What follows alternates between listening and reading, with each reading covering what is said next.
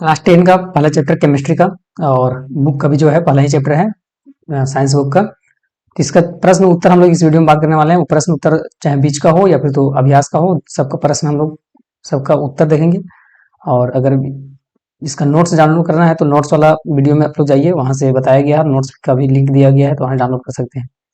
चलिए शुरू करते हैं। शुरू करने से पहले अगर चैनल पहली बार है तो चैनल को सब्सक्राइब कर लीजिए, बेल आइकन को ऑन कर लीजिए और लाइक भी वीडियो को कर दीजिए, ताकि और भी आने वाला वीडियो जो है आपको सबसे पहले मिलते रहे। तो सबसे पहले आता है कि वायु में जलाने से पहले मैग्नीशियम के जो रिबन होता है उसको साफ कर लिया जाता है। साफ क्यों किया जाता है, उसका वजह क्या है, साफ करना क्यों जरूरी है?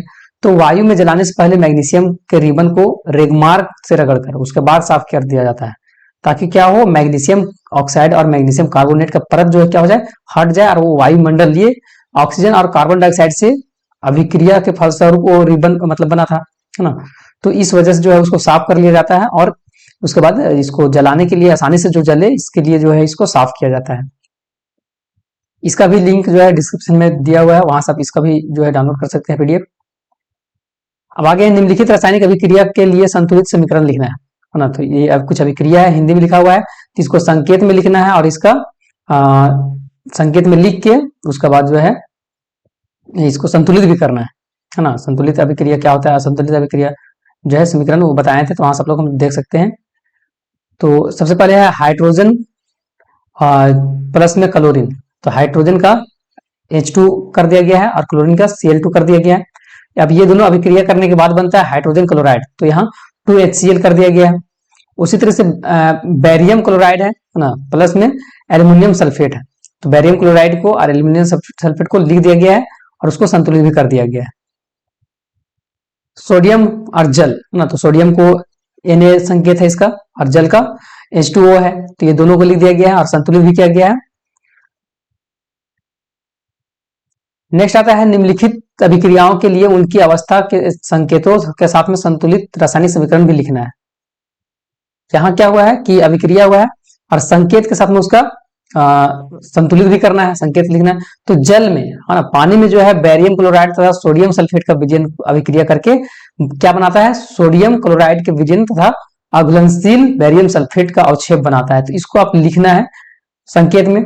तो बैरियम क्लोराइड को लिख दिया गया BaCl2 और सोडियम सल्फेट का Na2SO4 लिख दिया गया है। अब ये दोनों क्या करता है, अभिक्रिया करता है और उसके बाद फिर क्या बनाता है, बेरियम सल्फेट बनाता है BaSO4 और सोडियम क्लोराइड बनाता है तो NaCl, ये दोनों बनाया। लेकिन घुलनशील है तो इसलिए Aq इसमें लिखा गया है, ये सॉलिड था इसलिए यहाँ S लिख दिया गया है।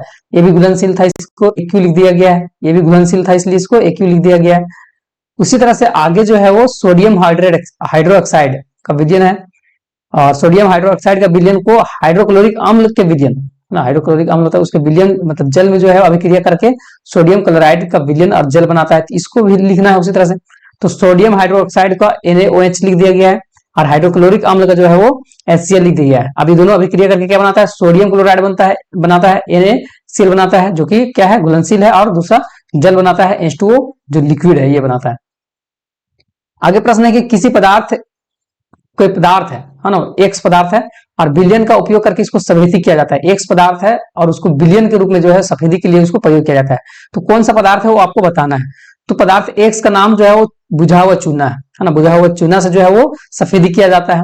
और इसका रासायनिक सूत्र जो है वो क्या है, तो इसका रासायनिक सूत्र दूसरा में बोला है कि पहला बोला है कि एक्स पदार्थ का नाम है ना, इसका रासायनिक सूत्र लिखना है। तो एक्स पदार्थ का नाम जो है बुझा हुआ चूना है। दूसरा बोला है कि इसका जो है ऊपर में लिखे हुए पदार्थ एक्स के साथ जल का अभिक्रिया क्या होगा, जल के साथ यह अभिक्रिया करता है तो क्या होगा। तो यहां जो है पदार्थ एक्स अर्थात CaO जल के साथ अभिक्रिया करता है तो ये बनाता है बुझा हुआ चूना, है ना। बुझा हुआ चूना को कैल्शियम हाइड्रोक्साइड भी बोलते हैं।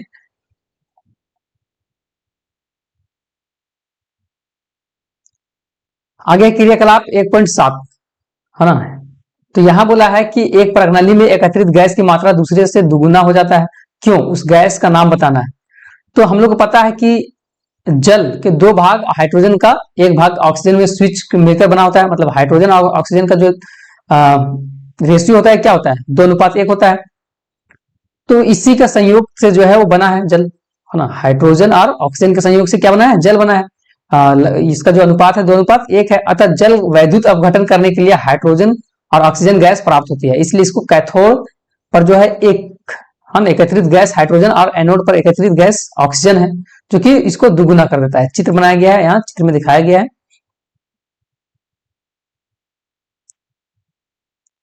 नेक्स्ट आता है जब लोहे के किल को कॉपर सल्फेट के विलयन में डुबाया जाता है। जो लोहा का किल है जिसको हम लोग कांटे बोलते हैं, उसको कॉपर सल्फेट के विलयन में अगर हम लोग डुबाते हैं तो विलयन का रंग जो है वो बदल जाता है ना। रंग बदलने के कारण क्या है, क्यों रंग जो है वो बदल जाता है?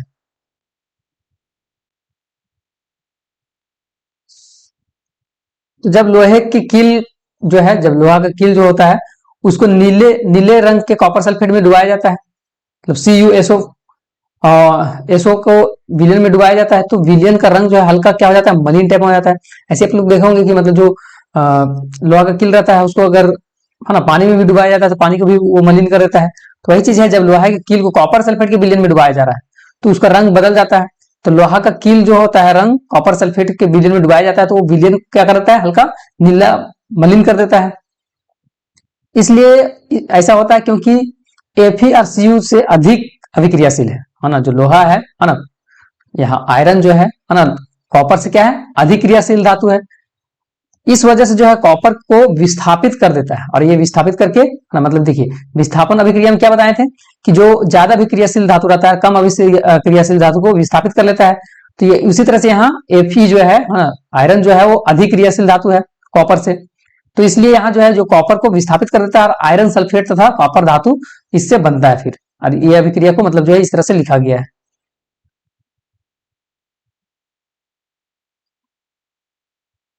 आगे क्रियाकलाप 1.10 में बोला है कि 1.10 से भिन्न विस्थापन अभिक्रिया का एक उदाहरण देना है ना। तो विस्थापन अभिक्रिया के यहाँ उदाहरण दे दिया गया है, लेड नाइट्रेट है ना, प्लस में हाइड्रोक्लोरिक अम्ल और लेड क्लोराइड अम्ल, और उसके प्लस में जो हो जाएगा नाइट्रेट अम्ल हो जाएगा।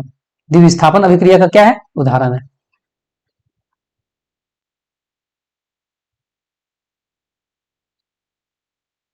आगे तीसरा प्रश्न है, निम्न अभिक्रियाओं को उपचयित तथा अपचयित पदार्थों का पहचान करना है, कौन उपचयित है और कौन अपचयित है ना। यहाँ में से कौन जो है उपचयित है और कौन जो है अपचयित है। तो इसके लिए क्या बताए थे उपचयित और अपचयित में? उपचयन में जो होता है ऑक्सीजन का क्या हो जाता है, उपचयन अभिक्रिया में यहाँ ऑक्सीजन का क्या होता है, योग होता है, और हाइड्रोजन का क्या होता है, विनाश होता है। उसी तरह से अपचयन में क्या होता है, हाइड्रोजन का योग होता है, ऑक्सीजन का विनाश होता है। तो ये दोनों आपको बताना है कि कौन जो है उपचयन है और कौन अपचयन है। तो पहला देखते हैं, इस अभिक्रिया में जो है वो सोडियम Na जिसका नाम है, तो ये ऑक्सीजन से उपचयित होता है, क्योंकि सोडियम जो है ना, सोडियम को ऑक्सीजन से संयोग हो रहा है, और ऑक्सीजन जो है अपचयित होने वाला पदार्थ है। अतः अपचयित एवं उपचयित होने वाला पदार्थ का क्रमशः जो है वो सोडियम और ऑक्सीजन है। उस तरह से दूसरा बोला है, दूसरा में क्या है कि दूसरा में जो है अपचयन, ऑक्सीजन का ह्रास हो रहा है ना। ऑक्सीजन क्या हो रहा है, जिससे ऑक्सीजन यहाँ क्या था, कॉपर के साथ में था, लेकिन यहाँ ऑक्सीजन क्या हो जा रहा है, अपचयन में यहाँ ऑक्सीजन का ह्रास हो जा रहा है। अतः उपचयित होने वाला पदार्थ जो है क्या है, हाइड्रोजन है, और अपचयित होने वाला पदार्थ जो है वो Cu कॉपर। नेक्स्ट आता है पाठ्य पुस्तक का प्रश्न का जो है ना, प्रश्न का जो है यह आंसर है। बोला गया नीचे दी गई अभिक्रिया के संबंध में कौन सा कथन असत्य है, कौन जो यहाँ गलत कथन है वो बताना है। तो 2Pb और O है, ये सॉलिड है, प्लस में C जो है सॉलिड है, दोनों का अभिक्रिया करने के बाद 2Pd सॉलिड में होता है, और प्लस में जो है वो CO2 होता है, गैस में होता है। अब यहां बोल रहा है कि सीसा अपचयित हो रहा है, कार्बन डाइऑक्साइड उपचयित हो रहा है, कार्बन उपचयित हो रहा है, और लेड ऑक्सीजन जो है वो लेड ऑक्साइड जो है वो अपचयित हो रहा है। अब यहां से इसका कुछ कथन है कि ए और बी जो है वो सही है ना, कौन सा कथन जो है वो गलत है ना, कौन कथन गलत है, ए बी गलत है, या फिर तो ए सी गलत है, या फिर तो ए बी सी गलत है, या सभी जो है वो गलत है। तो ए और बी गलत है ना, सीसा जो है अपचयित हो रहा है, ये गलत है, और बी में जो है वो कार्बन डाइऑक्साइड उपचयित हो रहा है, ये गलत है। दूसरा है कि ऊपर दी गई अभिक्रिया किस प्रकार की है ना, जो ऊपर में ये अभिक्रिया जो दिया गया है किस प्रकार का है, संयोजन अभिक्रिया, द्विविस्थापन अभिक्रिया, वियोजन अभिक्रिया या विस्थापन अभिक्रिया। तो ये जो है वो विस्थापन अभिक्रिया है।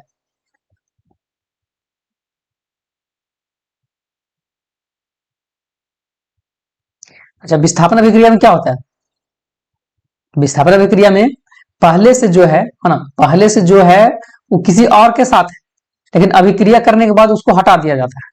जैसे कि यहाँ Fe जो है ना, आयरन जो है वो O3 के साथ में है, लेकिन अभिक्रिया करने के बाद इसको क्या कर दिया, अलग कर दिया। तो इसको हम लोग क्या बोलते हैं, विस्थापन अभिक्रिया बोलते हैं।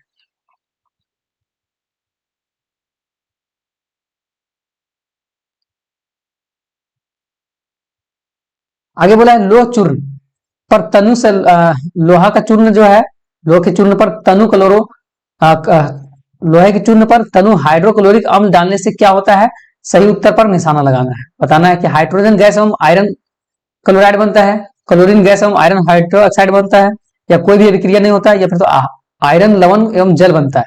तो हाइड्रोजन गैस एवं आयरन जो है क्लोराइड बनाता है। नेक्स्ट आता है संतुलित रासायनिक समीकरण क्या है। तो रासायनिक समीकरण को संतुलित करना क्यों आवश्यक है, बहुत ही इंपॉर्टेंट क्वेश्चन है। तो इसका आंसर है कि जब भी किसी है ना, जब किसी रासायनिक समीकरण में विभिन्न तत्वों के परमाणु संख्या बाईं ओर मतलब लेफ्ट हैंड साइड जो है तथा राइट हैंड साइड है ना दाईं ओर बराबर होती है, उसे संतुलित रासायनिक समीकरण कहते हैं। मतलब देखिए कि जब रासायनिक अभिक्रिया होता है तो जितना अभिकारक होता है उतना उत्पाद भी होता है। तो अर्थात अभिकारक में कुल तत्व जो है ना, कुल परमाणु के तत्व की संख्या और उत्पाद के कुल परमाणु के तत्व की संख्या जो है वो बराबर होना चाहिए। अगर ऐसा नहीं होता है ना, रासायनिक समीकरण में ऐसा नहीं होता है तो संतुलित करना आवश्यक हो जाता है। इसको फिर से एक बार समझिए कि जब रासायनिक समीकरण होता है तो उसमें विभिन्न तत्वों का परमाणु संख्या जो है वो दाहिने साइड और बाएं साइड बराबर होता है। अगर बराबर नहीं है तो उसको बराबर करना पड़ता है, इसलिए इसको संतुलित करना पड़ता है। क्योंकि किसी भी रासायनिक अभिक्रिया में द्रव्यमान को ना तो निर्माण होता है, ना ही क्या होता है विनाश होता है। अर्थात उत्पादक तत्वों का कुल द्रव्यमान जो है वो अभिकारक के कुल द्रव्यमान के बराबर होना चाहिए। ये नियम जो है वो द्रव्यमान संरक्षण का नियम को पालन करते हुए ये चीज होता है। नेक्स्ट आता है निम्न कथनों को जो है रासायनिक समीकरण के रूप में परिवर्तित करना है, उन्हें संतुलित भी करना है। अब यहां बोला है कि नाइट्रोजन हाइड्रोजन और हाइड्रोजन गैस से संयोग करके अमोनिया बनाता है। ये सही है कि गलत है ना, निम्न कथनों को बताना है, संतुलित करना है ना। निम्न कथनों को रासायनिक समीकरण के रूप में क्या करना है, परिवर्तन करना है और उसको संतुलित भी करना है। तो नाइट्रोजन हाइड्रोजन गैस जो है संयोग करके अमोनिया बनाता है, तो इसको जो है आप संतुलित करना है। तो एल्युमिनियम सल्फेट के साथ है ना, उसके बाद जो है वो दूसरा में जो है बी में हाइड्रोजन सल्फाइड गैस का वायु में दहन होने पर जो है वो जल एवं सल्फर डाइऑक्साइड बनता है। तीसरा जो है एल्युमिनियम सल्फेट के साथ में अभिक्रिया करके बैरियम क्लोराइड एल्युमिनियम क्लोराइड एवं बैरियम सल्फेट का अवक्षेप बनाता है। और चौथा जो है पोटेशियम धातु के साथ जो है जल की अभिक्रिया करके पोटेशियम हाइड्रोक्साइड एवं हाइड्रोजन गैस देता है। तो चारों को जो है चारों को रासायनिक समीकरण के रूप में क्या करना है, परिवर्तन करना है, इसको संतुलित भी करना है। तो पहला क्या था, नाइट्रोजन हाइड्रोजन गैस संयोग से उसके बाद अमोनिया बनाता है। तो नाइट्रोजन ऑक्सीजन गैस जो है ना, हाइड्रोजन हो गया और इधर नाइट्रोजन हो गया। अब ये दोनों मिलकर क्या बनाता है, ये दोनों मिलकर क्या बनाता है, अमोनिया गैस बनाता है ना, अमोनिया बनाता है। तो यहाँ हाइड्रोजन का जो है वो 3 परमाणु है और यहाँ 2, तो 3 दूनी 6 हो गया। इधर भी जो है वो 3 दूनी 6 हो गया। इधर नाइट्रोजन का 2 है, यहाँ भी नाइट्रोजन का 2 है, तो इसको लिख के और इसको संतुलित भी कर दिया गया। दूसरा है हाइड्रोजन सल्फाइड गैस को जो है गैस वायु में दहन होने पर जल एवं सल्फर डाइऑक्साइड बनाता है। अब इसको जो है नाम लिखना है। तो हाइड्रोजन सल्फर यहां लिख दिया गया और ऑक्सीजन, ये दोनों क्या करता है अभिक्रिया करके, ये दोनों अभिक्रिया करने के बाद ये सल्फर डाइऑक्साइड बनाता है। तो यहाँ सल्फर डाइऑक्साइड बनाया गया है। उसी तरह से एल्युमिनियम सल्फेट के साथ में अभिक्रिया करके बैरियम क्लोराइड एल्युमिनियम क्लोराइड एवं बैरियम सल्फेट का अवक्षेप बनाता है। तो उसको भी है जो है बैरियम क्लोराइड और एल्युमिनियम जो है बैरियम क्लोराइड और एल्युमिनियम सल्फेट यहाँ बना हुआ है। और वो दोनों का अभिक्रिया करने के बाद जो है वो ये दोनों का अभिक्रिया करने के बाद जो है बैरियम क्लोराइड, एल्यूमिनियम क्लोराइड एवं बैरियम सल्फेट का अवक्षेप जो बनाता है। और लास्ट में जो है वो पोटेशियम, पोटेशियम धातु जल के साथ में अभिक्रिया करके पोटेशियम हाइड्रोक्साइड और हाइड्रोजन गैस बनाता है। तो पोटेशियम के लिए के होता है ना, तो 2K इधर हाइड्रोजन। छठा प्रश्न है निम्न रासायनिक समीकरण को संतुलित कीजिए। तो एक एक करके इसको संतुलित करते हैं। सबसे पहले हम लोग अभिकारक में देखेंगे, उसके बाद उत्पाद देखेंगे। यहाँ हाइड्रोजन को हम लोग देखेंगे, हाइड्रोजन इधर कितना है, हाइड्रोजन एक यहाँ और यहाँ दो, तीन हाइड्रोजन है, और हाइड्रोजन इधर कितना है, दो है, इसको संतुलित करना पड़ेगा। उसी तरह से इधर नाइट्रोजन जो है एक है, नाइट्रोजन इधर भी कितना है, एक है। इधर ऑक्सीजन तीन है और यहाँ दो, तो पांच है, और ऑक्सीजन इधर तीन और यहाँ एक, चार है। तो हम लोग इसको संतुलित करते हैं। सबसे पहले हाइड्रोजन देखेंगे, हाइड्रोजन एक यहाँ हो गया, दो यहाँ हो गया, तीन हो गया। अब हाइड्रोजन यहाँ कितना है, दो है। तो सबसे पहले तो इसको हम लोग एक बढ़ा देते हैं, है ना, इधर चार कर देते हैं। तो हाइड्रोजन इधर चार हो गया, दो हाइड्रोजन यहाँ और दो यहाँ, चार हो गया। अब हाइड्रोजन इधर कितना बचा है, दो, तो यहाँ भी दो जो है वो बढ़ा देते हैं, तो इधर भी हाइड्रोजन हो गया चार। अब इधर देखते हैं नाइट्रोजन एक है, नाइट्रोजन यहाँ भी एक है, ऑक्सीजन यहाँ तीन और यहाँ दो, तो तीन दो पांच हो गया, और ऑक्सीजन इधर तीन यहाँ। अब यहाँ भी जो है वो इसको अगर हाइड्रोजन को बढ़ाएं तो यहाँ दो ऑक्सीजन भी बढ़ गया, तो तीन और दो पांच, तो ये क्लियर हो गया। उसके बाद यहाँ आता है सोडियम है ना, सोडियम है, उसके बाद ऑक्सीजन है, हाइड्रोजन है। सबसे पहले सोडियम देखते हैं, इधर सोडियम कितना है, एक है, और इधर सोडियम दो है। तो सबसे पहले हम लोग को सोडियम इधर दो करना पड़ेगा, तो इधर सोडियम दो कर दिए, लेकिन सोडियम इधर दो करने के बाद इधर ऑक्सीजन दो बढ़ गया और हाइड्रोजन भी दो बढ़ गया। ठीक है, अब हम लोग क्या करते हैं कि सोडियम के बाद, सोडियम तो क्लियर है, लेकिन ऑक्सीजन को देखते हैं। ऑक्सीजन इधर कितना हो गया, इधर ऑक्सीजन यहाँ दो हो गया, और यहाँ ऑक्सीजन यहाँ ऑक्सीजन हो गया चार, चार और दो कितना हो गया, छह ऑक्सीजन हो गया। ऑक्सीजन यहाँ दो, ये है ना, दो ऑक्सीजन, और इधर चार ऑक्सीजन, चार और दो छह ऑक्सीजन हो गया। अब इधर देखते हैं ऑक्सीजन यहाँ कितना है, ऑक्सीजन यहाँ चार है, तो इधर दो ऑक्सीजन घट रहा है ना, और एक यहाँ पांच हो गया, तो एक जो है ऑक्सीजन घटने लगा है। इधर फिर से ऑक्सीजन को देखते हैं, ऑक्सीजन इधर कितना है, दो यहाँ है और चार यहाँ, छह हो गया। अब ऑक्सीजन यहाँ चार है और एक ये पांच हो गया, तो हम लोग क्या करेंगे कि एक ऑक्सीजन को बढ़ाना पड़ेगा, तो ऑक्सीजन को यहाँ एक बढ़ा दिए, यहाँ ऑक्सीजन कितना हो गया, दो हो गया इधर, और यहाँ हो गया चार, छह ऑक्सीजन हो गया। अब इधर अभिकारक में चार ऑक्सीजन यहाँ और दो ऑक्सीजन यहाँ, तो ये भी क्लियर हो गया ऑक्सीजन का। अब देखते हैं हाइड्रोजन, हाइड्रोजन यहाँ कितना हो गया, एक यहाँ और दो यहाँ, हाइड्रोजन यहाँ एक और ये है ना, यहाँ दो हाइड्रोजन हो गया, और यहाँ दो हाइड्रोजन, चार हाइड्रोजन हो गया। यहाँ हाइड्रोजन कितना था, दो ये हो गया, और दो ये, चार हो गया। अब हाइड्रोजन इधर देखते हैं, तो यहाँ भी हाइड्रोजन कितना है, चार है, तो ये पूरा क्लियर हो गया। अब पूरा मिला लेते हैं, इधर देखते हैं सोडियम इधर दो, इधर सोडियम दो, ठीक है। अच्छा, इसमें सल्फर बच गया, सल्फर इधर एक है, सल्फर इधर एक है, तो ये पूरा संतुलित हो गया। नेक्स्ट इधर आता है, यहाँ हम लोग देखेंगे सोडियम एक है और इधर सोडियम एक है, ये सही है। क्लोरीन इधर एक है, क्लोरीन इधर एक है, ये भी सही है। एजी इधर है एक, यहाँ भी एक है, तो ये सही है। नाइट्रोजन इधर है एक, नाइट्रोजन यहाँ है एक, सही है। ऑक्सीजन इधर है तीन, ऑक्सीजन यहाँ भी है तीन, तो ये तो ऑलरेडी पहले से संतुलित है। अब इधर हम लोग देख रहे हैं बैरियम है ना, एक है, बी ए इधर एक है, ये तो सही है। क्लोरीन यहाँ दो है, क्लोरीन यहाँ एक है, तो इसको दो करते हैं पहले, तो क्लोरीन को यहाँ दो कर देते हैं, हो गया ठीक। अब इधर हाइड्रोजन दो है, हाइड्रोजन यहाँ दो हो गया। अब इधर जो है वो सल्फर जो है वो एक है, तो सल्फर यहाँ एक है।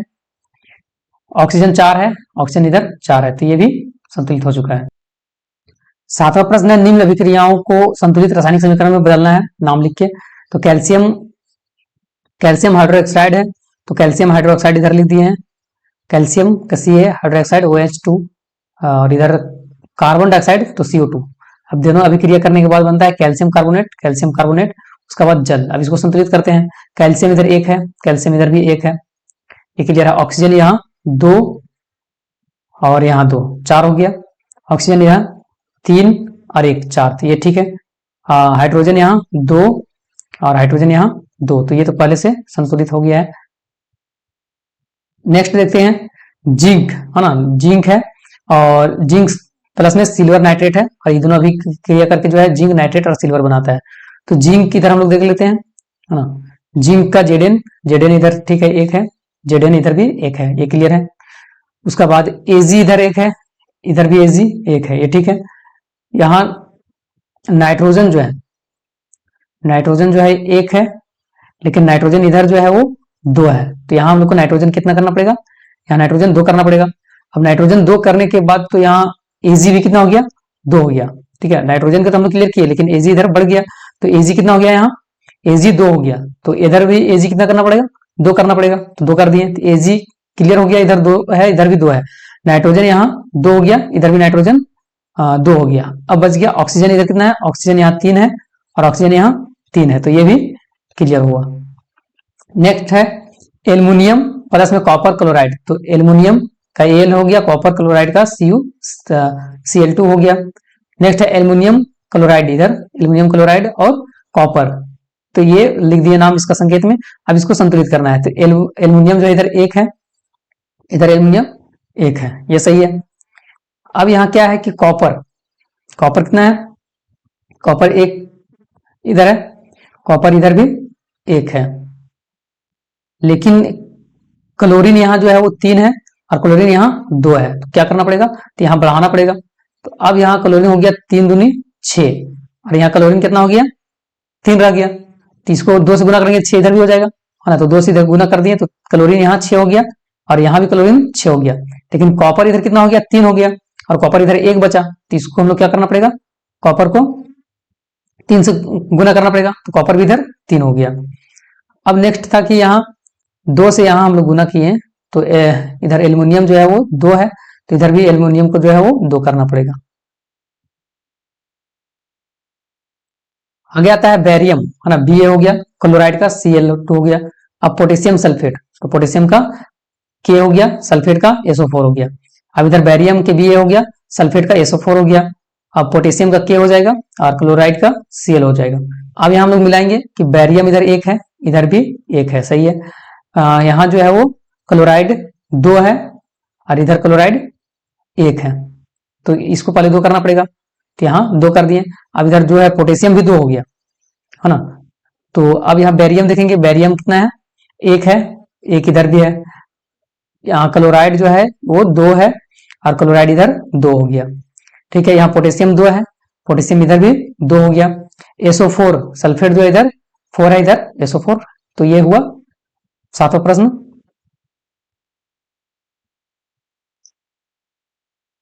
अब आठवां देख लेते हैं। बोला कि निम्न अभिकारक निम्न अभिक्रियाओं के लिए संतुलित रासायनिक समीकरण लिखिए और प्रत्येक अभिक्रिया का प्रकार भी बताना है, ठीक है। पोटेशियम, है ना, पोटेशियम ब्रोमाइड, तो पोटेशियम का के होता है, ब्रोमाइड का Br होता है, लिखा गया है। उसका बाद है बैरियम आयोडाइड, तो बैरियम आयोडाइड का, बैरियम का Ba आयोडाइड का आई हो गया। उसी तरह से आगे है इधर पोटेशियम आयोडाइड बनाता है, तो पोटेशियम का के हो गया, आयोडाइड का आई हो गया। उसके बाद बैरियम ब्रोमाइड, तो बैरियम के Ba हो गया, ब्रोमाइड के Br। अब यहाँ देखेंगे संतुलित पहले करेंगे, पोटेशियम इधर एक और पोटेशियम यहाँ एक, ये सही है।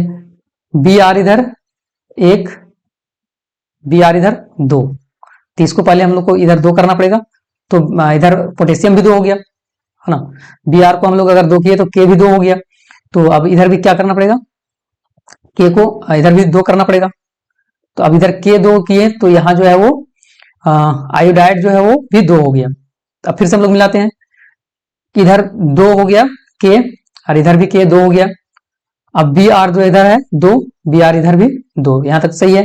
Ba इधर एक हो गया, अब Ba यहाँ भी एक हो गया। आयोडाइड यहाँ दो हो गया, अब इधर जो है आयोडाइड दो हो गया, तो ये सही है। अब पूछा कि किस तरह के अभिक्रिया है, तो हम लोग यहाँ पहले देखते हैं कि यहाँ पोटेशियम और पोटेशियम के साइड में ब्रोमाइड था, ठीक है, लेकिन ब्रोमाइड जो है किसके साथ में आ गया है, बैरियम के साथ में आ गया है। ये जो था ये Br जो था, है ना, K और Br था, साथ में दोनों था, लेकिन Br किसके साथ आ गया है, Br जो है वो बैरियम के साथ आ गया है, इसके साथ आ गया, मतलब उससे हट गया है। और बैरियम की साइड इधर कौन था, ब्रोमाइड था, है ना। तो यहाँ द्विविस्थापन हुआ है, मतलब जो है अपना परमाणुओं का जो है वो हेर फेर कर रहा है, अदल बदल कर रहा है, इसलिए ये द्विविस्थापन अभिक्रिया कहलाएगा। नेक्स्ट आता है जिंक कार्बोनेट, तो जिंक का Zn हो गया, कार्बोनेट का CO3 हो गया। और आगे है जिंक ऑक्साइड, जिंक कार्बोनेट है ना, और जिंक कार्बोनेट ही का वाला है ना, जिंक कार्बोनेट है। और ये जो है इसका अभिकारक अब उत्पाद में जो है जिंक ऑक्साइड और कार्बन डाइऑक्साइड बनाता है। तो इधर Zn देख लेते हैं, एक है Zn, एक है C इधर है एक, C इधर एक, O इधर है 3 और O एक यहाँ और यहाँ 2, 3 हो गया। तो ये तो संतुलित है। लेकिन यहां देखेंगे कि ये अभिकारक जो है एक ही है, अभिकारक एक है लेकिन उत्पाद जो है 2 हो रहा है, मतलब यहाँ क्या हो रहा है, टूट रहा है। तो यहाँ ये वियोजन अभिक्रिया कहलाएगा। आगे आता है हाँ, तीसरा नंबर में है सी में हाइड्रोजन प्लस क्लोरीन, तो हाइड्रोजन का H2 हो गया और क्लोरीन का Cl हो गया। उसके बाद हाइड्रोजन क्लोराइड बनाता है, तो हाइड्रोजन क्लोराइड। अब यहाँ हम लोग देखेंगे कि हाइड्रोजन कितना है, 2 है, हाइड्रोजन यहाँ 1 है, तो हाइड्रोजन को 2 करने की जरूरत है, तो हाइड्रोजन को यहाँ 2 करते हैं, 2 हो गया। हाइड्रोजन 2 इधर भी, हाइड्रोजन 2 इधर भी, क्लोरीन इधर 2 और यहाँ 2 हो गया क्लोरीन। तो ये तो ठीक हो गया। लेकिन यहाँ हम लोग देखें कि ये 2 अभिकारक था और उत्पाद एक ही बना रहा है, तो ये संयोजन अभिक्रिया कहलाएगा। नेक्स्ट है मैग्नीशियम, मैग्नीशियम है, ठीक है। और उसके बाद है हाइड्रोक्लोरिक अम्ल HCl, ये दोनों मिलके जो है वो क्या बनाता है, तो ये दोनों मिलके बनाता है मैग्नीशियम क्लोराइड और हाइड्रोजन गैस बनाता है। अब यहाँ क्या हो रहा है, मैग्नीशियम इधर कितना है, मैग्नीशियम 1 है, मैग्नीशियम यहाँ भी 1 है, यहाँ हाइड्रोजन जो है 1 है और हाइड्रोजन इधर 2 है, तो यहाँ 2 करना पड़ेगा, तो 2 कर दिए। क्लोरीन इधर कितना है, 2 है और इधर भी 2 है, तो ये संतुलित है। लेकिन ये किस तरह की अभिक्रिया है, ये विस्थापन अभिक्रिया है, क्योंकि यहाँ हाइड्रोजन को जो है क्या कर दिया जा रहा है, हाइड्रोजन यहाँ साथ में था लेकिन इसको हटा दिया जा रहा है। तो अगला प्रश्न है ऊष्माक्षेपी और ऊष्माशोषी अभिक्रिया का क्या अर्थ होता है।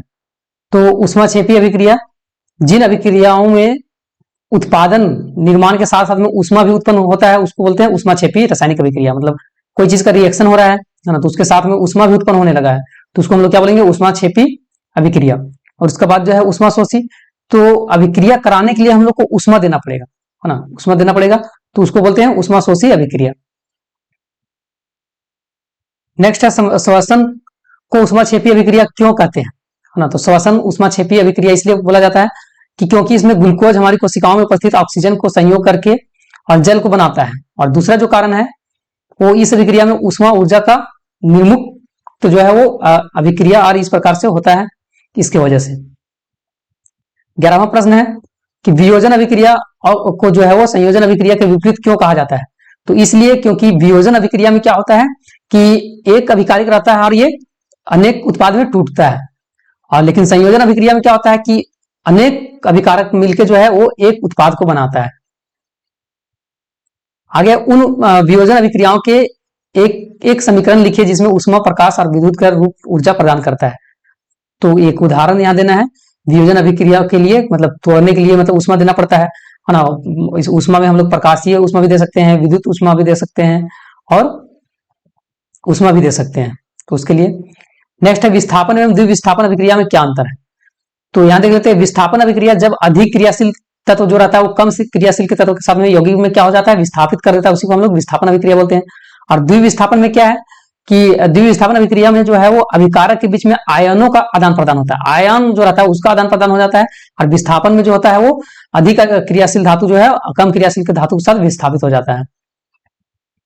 आगे प्रश्न आता है सिल्वर के शोधन में सिल्वर नाइट्रेट के विलयन से सिल्वर प्राप्त करने के लिए कॉपर धातु द्वारा विस्थापन किया जाता है। इस प्रक्रिया को जो है अभिक्रिया लिखना है, तो अभिक्रिया ये लिखा गया है,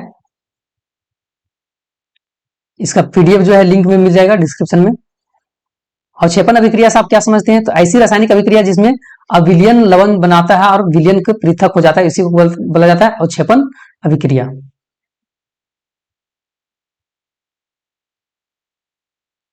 नेक्स्ट है ऑक्सीजन का योग या ह्रास के आधार पर निम्न पदों की व्याख्या कीजिए, प्रत्येक के लिए 2 उदाहरण देना है, उपचयन और अपचयन का।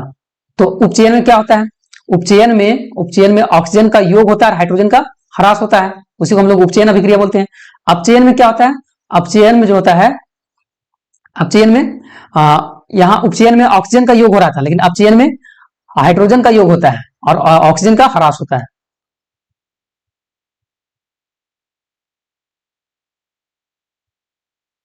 आगे प्रश्न है कि एक भूरे रंग का चमकदार तत्व X को वायु में उपस्थित गर्म करने पर वो काले रंग का हो जाता है। X तत्व जो है यौगिक का नाम बताना है।